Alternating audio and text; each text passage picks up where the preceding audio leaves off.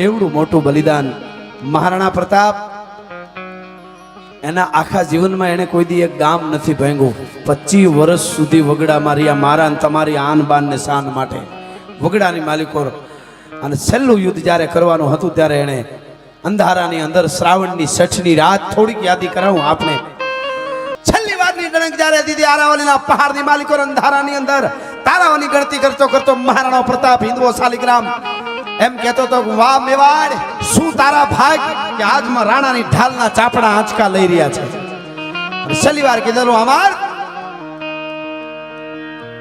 કિતને રાજપૂત વૈશા આપણી સેનામાં કેટલા છે થોડી યાદી કરાવું તમને આમ ખમીર બનતી ગઈ કે આ ભોમના માઢોડા મારી સામે બેઠા છે એટલે આવા પ્રસંગ કહેવાય નકર લેલાડી લેલે કરે ને ગાયું પોતાનું ગાય એવું બીજાથી ન બોલાય કુળ બનતાથી કાનિયા ક્યાં જઈને કરવી આમાં बना है बेभान वाको घेन की प्याली क्या है अन गृह का कंगाल वाको होलिया दिवाली क्या है मानवी में नहीं वो तो मर्द या मवाली क्या है अन कान का बदेरा उसे श्लोक या तो गाली क्या है कान નું ધાબળ થઈ ગયો અને તમે શ્લોક સંભળાવો ગાળ્યું બધું હરખો હું તમે કયો સાચું છે લે ઓલો ભાગી જાય કાને ગાળી નો દેવાય હા પણ જે વર્ગ છે છેલ્લી વાર ત્રાર્જન કીધું કે અમાર પોતાના દીકરાને હા બાપજી कितने वैश्या अपनी सेना में कितना सेना है गिननो पड़े છે શા ગણવા પડશે તો કે ગિન લો અને પહેલો પોર સારું થયો તો રાતનો કાનજીભાઈ અને ઈ હિન્દુઓ શાલિગ્રામ આજથી 450 500 વર્ષ પહેલા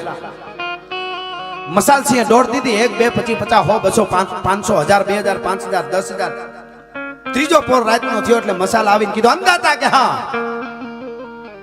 22000 વૈશ્યા આપણી પાસે 22000 સૈનિકો છે મહારાણા પ્રતાપ જે બોલ્યા હાર હાર હાર ગરીબરી ઝૂંપડી રો મુગરો ખીચ વેશા ગરીબરી ઝૂંપડી રો મુગરો ખીચ વેશા ગરીબની ઝૂંપડીમાં મગની ખીચડી હોય એવું છે ગરીબને ત્યાં મગ બહુ ઓછા હોય મગ મોંઘા હોય ને એટલે સફટી એક મગ હોય ખીચડીમાં બાકી ચોખા હોય ગરીબરી ઝૂંપડી રો મુગરો ખીચવે સામે 1 લાખ અને આપણે 22000 તો કે હા कोई बात नहीं हमार सब राजपूतों को कह दो जिड़े मन में कुछ बात हो तो साझा सके હું રાણા બોલ્યો રહ્યો હું રાણો કહું છું મહારાણો પ્રતાપ કહું છું જેના મનમાં એમ થતું હોય કે પરિવાર યાદ આવે છે પોતાના બાયડી છોકરા એ આપના ઘરે જઈ શકો છો અને ઈ પણ આપને કહી દો કે સામે 1 લાખની સેના અકબર બાદશાહની છે કોઈની ઈચ્છા થતી હોય તો ઈ વધારે છે એટલે એમાં જવું હોય તો છૂટ છે આવું મળે હતા ને પાર્ટી બદલાવી નાખે બોલવાનું બંધ કરી દો અમારી પાર્ટી છોડી દીધી વજિયા કવી રહ્યા તોય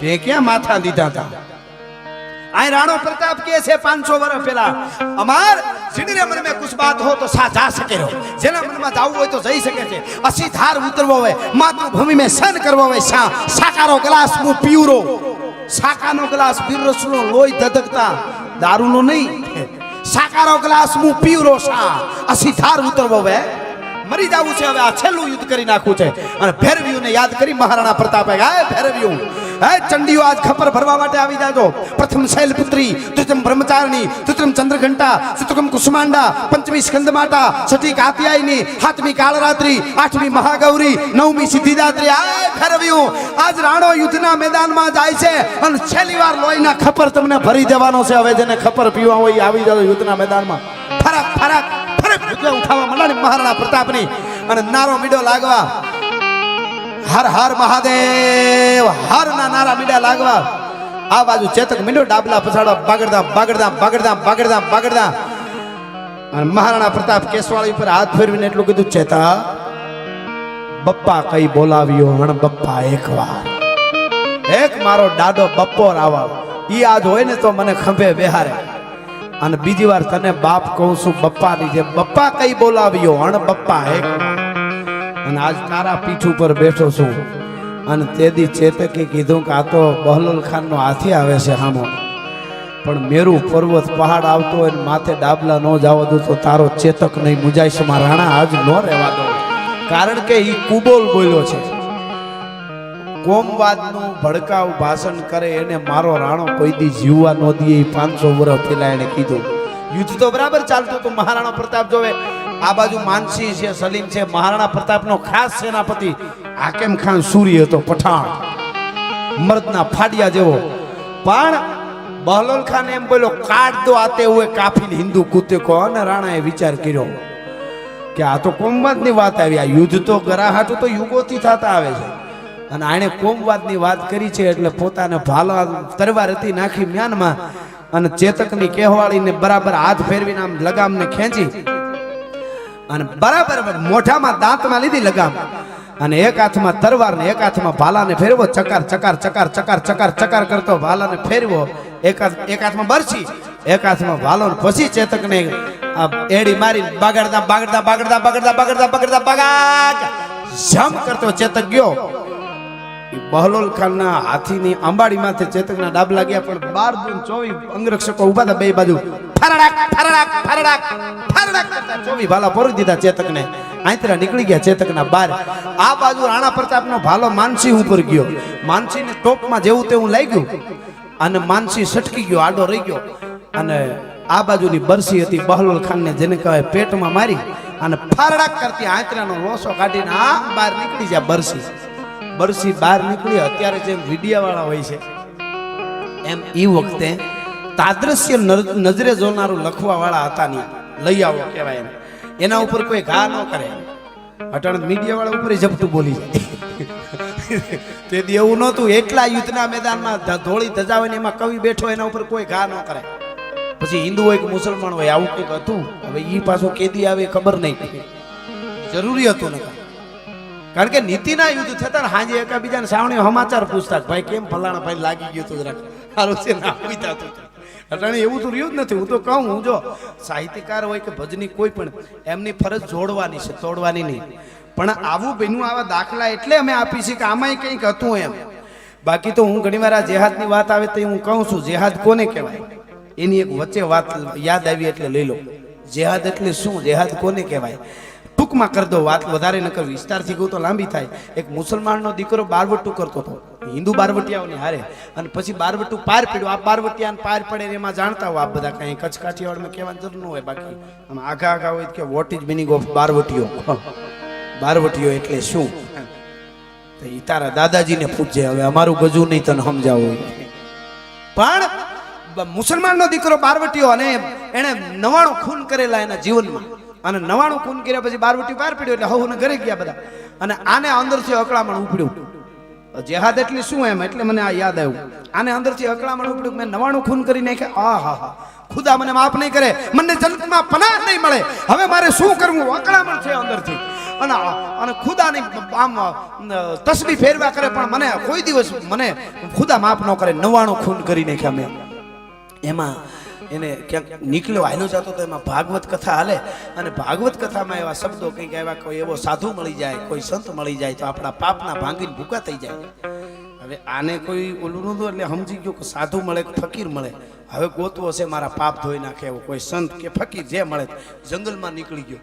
એમાં એક કેડી જેવું આવ્યું ને કેડીએ ને કેડીએ હાલ્યો ગયો એટલે આગળ જતા એક ઝૂંપડી અને સાધુ ગરીબદાસ બાપા જેવો સાધુ બેઠેલો અને પરમાત્માનું જેને કહેવાય ભજન કરે અલખ નિરંજન અલખ. ત્યાં જઈને પગમાં પડી ગયો હું મુસલમાનનો દીકરો છું, 99 ખૂન કર્યા છે પણ મેં કથામાં ક્યાંક સાંભળ્યું કોઈક સાધુ હોય કે ફકીર મળી જાય તો પાપ ધોવાઈ જાય. મારા પાપ ધોવાઈ જાય કે અરે બાપા પાપ તો હવે પરમાત્માના હાથની વાત છે ભાઈ, પણ તું આ રોકાઈ જાય તારા પાપ ધોવાઈ જાય એવું લાગશે તો હું તને કહીશ કે ધોવાઈ ગયા. એ માણસ રોકાઈ ગયો. મુસલમાનનો દીકરો ને એણે કેટલી બધી સેવા કરી. હવારમાં ઉઠીને બધું ઝૂંપડી બુપડી બધું વાળી નાખે ને બળતણ લઈ આવી દે ને બાપુને સંતને પાણી ભરી આવી દે ને આવું થાય. થોડોક સમય ચાલ્યું પણ ક્યારેક હવારમાં જાગીને ક્યારેક હવારમાં ઉઠીને એ સાધુના ચરણમાં પગે લાગીને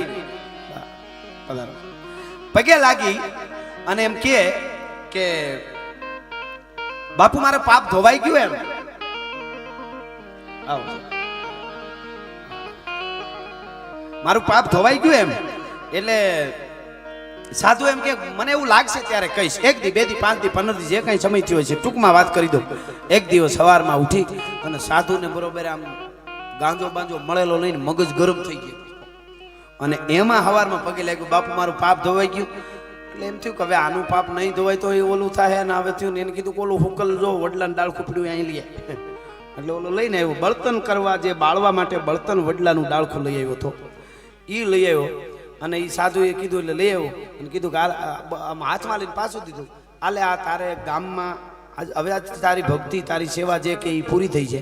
તારા ગામમાં અમુક જગ્યાએ એવી હોય કે રાતે તારે 12 વાગે પાણી રેડવા જવાનું આ ડાળખીને, અને તું જ્યારે રાતે પાણી રેડવા માટે જા ત્યારે કોઈ તને દેખે નહીં એવે ઠેકાણે વાવી જાય. અને જેદી તું કાયમ પાણી રેડવા રાતે જવાનું હુકલ ડાળખીને, જેદી હવારના પોરમાં તું પાણી રેડવા માટે જા અને આમાં વેતના હાથના ગરજા કૂપળા ફૂટી ગયા હોય ને, તેદી માનજે તારા 99 ખૂનના પાપ આજે ધોવાઈ ગયા. એમ કરીને લઈ એને તો વિશ્વાસ હતો. ડાળખો લઈને વયો ગયો. હવે કબ્રસ્તાન ને શમશાન બધું ભેળું ગામડામાં તો હોય, એની બેયની વચ્ચે વાવ્યું. શું કામે રાતે કોઈને એનો આટો મારવા ન આવે, ઘડીક વાર આરામ કરી આવી એમ તો જવું પડે, એમ પૂરું થાય તો જ જાય. એટલે રાતે પાણી રેડવા આવવા મહેલું પડે. એટલે કબ્રસ્તાન ને શમશાન ની વચ્ચે વાવ્યું અને રાત પડે એટલે કાયમ પાણીનો ઘોડો લઈ ખંભે ભેટમાં તરવાર, એ એક જમાનો આખો હથિયારનો, અને જાય અને પાણી રેડીને વયો આવે. આવો ક્રમ થઈ ગયો મિત્રો. 1 દી 2 દી 5 દી 15 દી અમુક સમય થયો, એનો વિશ્વાસ ન ટેળ્યો. જો હાવ હુકેલી ડાળખી હતી વડલાની, પણ સંતે કીધું છે તો કંઈક હોય, ભરોહો હોય તો થાય. એમાં એક દિવસ બરાબર રાતના 12 વાગ્યા માથે પાણીનો ઘડો ને કઈડે તરવાર ને ધીરો ધીરો ધીરો હોયો આવે.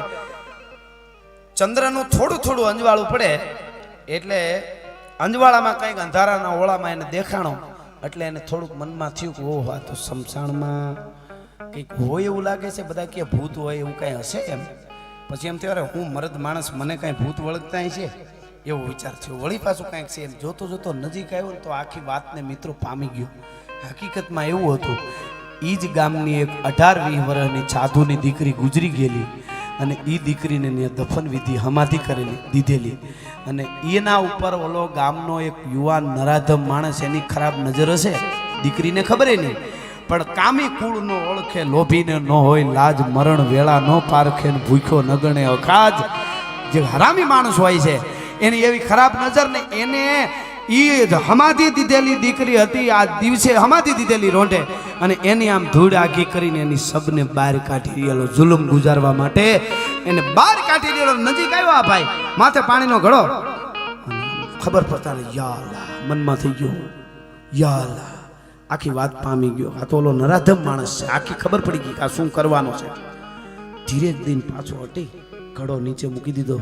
હે પરમાત્મા, 99 ખૂન કર્યા છે, એના પાપ ધોવા હારું થઈ નીકળ્યો છું, અને આ શું થવાનું. પણ તા તો ઓલી દીકરીને આમ સબને લઈને બહાર કાઢ્યું હતી. ઓલાએ એ બહાર કાઢ્યું ને તેથી મિત્રો ધીરે દી સડાપ કરતી તરવારને બહાર કાઢી, અને ધીરે ધીરે આમ ડગલા માનતો માનતો અંતરથી બોલીને નહીં, मनोमन कीधु तू गाय खुदा नबी नाम लेना नहीं झूठ कहना, खुदा नाम लेना जबे मेहरबानी यहाँ से गमाया, यहाँ ही उदाया नहीं साथ जाया, किया धूड़ दानी फिक्र में फंसाया, सभी को हंसाया, हुक्म हब के आया सरोवर जो पानी, मोहम्मद तो मालक सबे तक के पालक करो, दीन कालक करो पार बेरा। आए खुदा 99 खून કર્યા છે અને આજ હો પૂરા કરવા જાવ છું, જ્યાં તારે જડી દેવો હોય ત્યાં જડી દેજે, જ્યાં જન્નતમાં નાખી દેવો હોય ત્યાં નાખી દેજે।